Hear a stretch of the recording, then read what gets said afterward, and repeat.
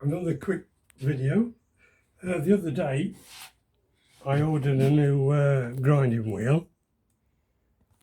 Sarah did it for me online. It's a Sealey, and when it came I complained that the hole wasn't central, because as you spun it round, that gap there kept going like that, which I then trued up with this thing.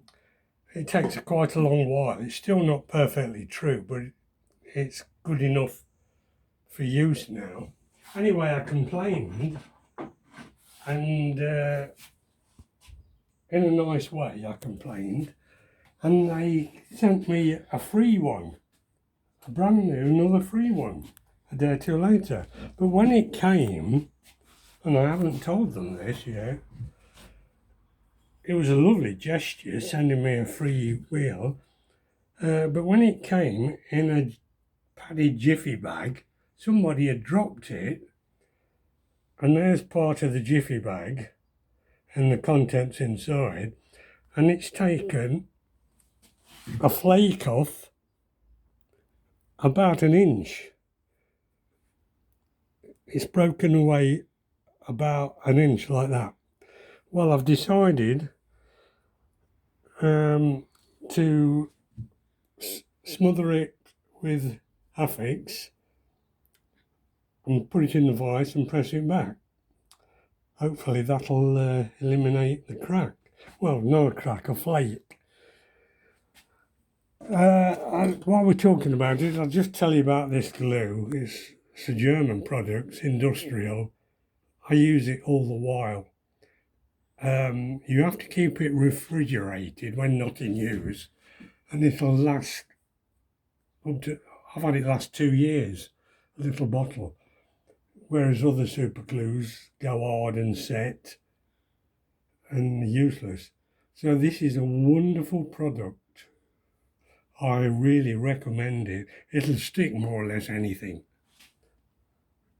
Now, another thing is, while we're talking about it, I've got this in the vise, and I was explaining earlier on about dust and that, and I decided I'd true it up again. I'm always truing my stones up, and I noticed this particular one had got a lot of little tiny bits of steel in this area here. So the old one of these that I took off, and I've had a few of these in the past, I use them for all manner of things. I decided that if you take the card off, and I took that off in a couple of minutes with a wire brush in the vise,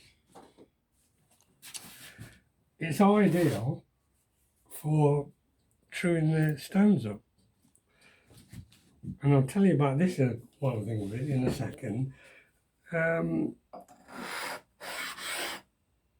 You've got plenty of pressure on this thing, going up and down. Keep swiveling it round to get even wear. And I've been doing this for a few minutes before the video, and when I take it off, you can see it's not touching that bit yet, and it's not touching that bit yet. But it's flattened everything else. Nearly all the bits of steel have gone, pinpricks of steel embedded in there, so that's great. And I use oil and paraffin for my sharpening stones.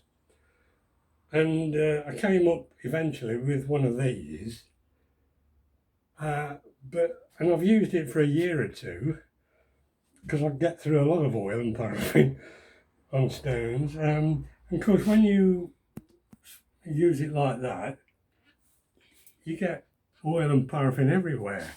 But I found out if you just rest it on there and put a little bit of pressure, you get no mess. All the oil and the paraffin is on the stone, and it's economical. You're not spreading it around. So that's a good tip, I think.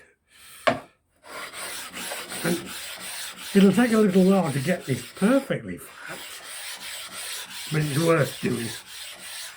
I thought I'll just show you that. And incidentally, in the past, you can use these old wheels for all manner of things.